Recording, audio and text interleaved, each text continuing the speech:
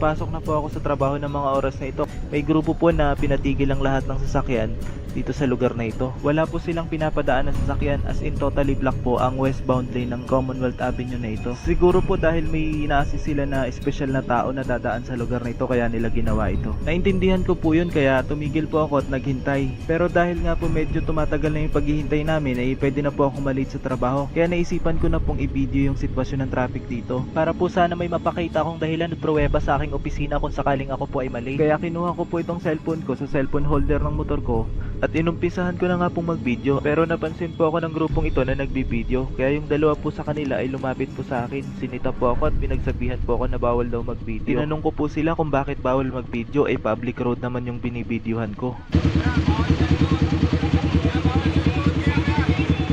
Bawal. Bakit? Ano ba yan? Ano po yan eh, bawal po yan. Ano po? Bakit? Bakit bawal? Private po yan eh. Opo. Hindi, okay lang. Public road to eh. Public road. Oh, huwag mo akong anuhin. Huwag mo akong... Oh, sige, okay na. Alis na kayo sa akin. Lumayo kayo. Pre, lumayo ka sa akin. Teka lang, bakit i-delete? Hindi po kasi Public road to eh. Public road eh. Nag-ano po kayo ng ano eh. Nang ano?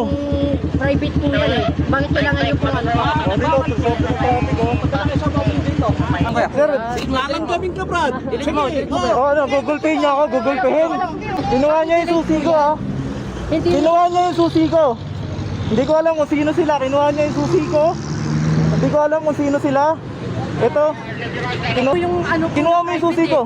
private vehicle po yun eh. Bakit nyo kailangan? Kahit kailangan mag-video. Sir, public road ang binidyohan ko. Public road. Anong masama dun? Okay.